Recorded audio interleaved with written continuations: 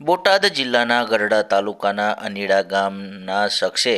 ધોળકા વિસ્તારમાં 16 વર્ષ પહેલા કરેલી હત્યાના ગુનામાં સાબરમતી જેલમાં સજા કાપી રહેલ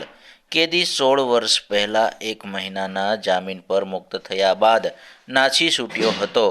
જેને બોટાદ એલસીબી પોલીસે રાજસ્થાનના જયપુર ખાતે નરસિંહ આશ્રમ રેલવે સ્ટેશન પરથી દબોચી લઈ સાબરમતી જેલ હવાલે કરવાની તજવીજ હાથ ધરી।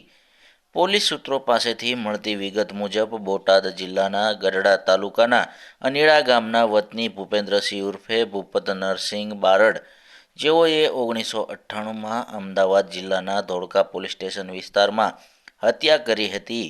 જે ગુનામાં તેને આજીવન કેદની સજા પડી હતી અને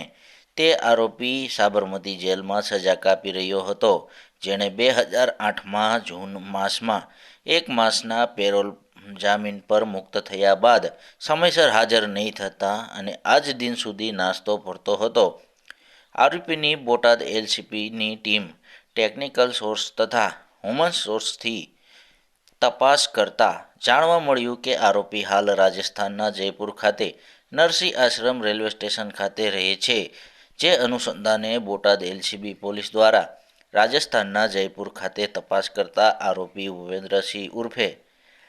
ભૂપત નરસિંહ બારડ મળી આવતા પોલીસે આરોપીને દબોચી લીધો હતો અને આરોપીને સાબરમતી જેલમાં મોકલવાની તજવીજ માટે એલસીબી પોલીસે ઢસા પોલીસ સ્ટેશનમાં સોંપ્યો હતો। છેલ્લા 16 વર્ષથી પેરોલ જપ્ત થયેલ આરોપી ભૂપેન્દ્રસિંહ ઉર્ફે ભૂપતભાઈ નારસિંહભાઈ બારડ કે તેઓ 1998માં ધોળકા પોલીસ સ્ટેશનના ગુના રજિસ્ટર્ડ નંબર 32/1998માં મર્ડરના ગુનામાં સજા પામેલ હતા। તેઓ 2018થી પેરોલ જપ્ત થયેલા હતા। આ દરમિયાન બોટાદ પેરોલ ફરલોને તથા એલસીબીને બાતમીદાર હકીકત મળેલ હતી કે આ જે આરોપી છે તે રાજસ્થાનના જયપુર ખાતે આવેલા નરસિંહ આશ્રમમાં સાધુ વેશે રહે છે, જેથી તેમને પકડવા માટે હ્યુમન ઇન્ટેલિજન્સથી કાર્યવાહી કરી અને તેમને સોંપી આપી અને કાયદેસરની કાર્યવાહી છે તે કરેલ છે। આ કુલ 16 વર્ષથી પેરોલ જપ્ત થયેલા હતા અને તેઓને આ ગુનાના કામે સાબરમતી જેલ ખાતે સોંપવાની કાર્યવાહી છે તે કરવામાં આવે છે।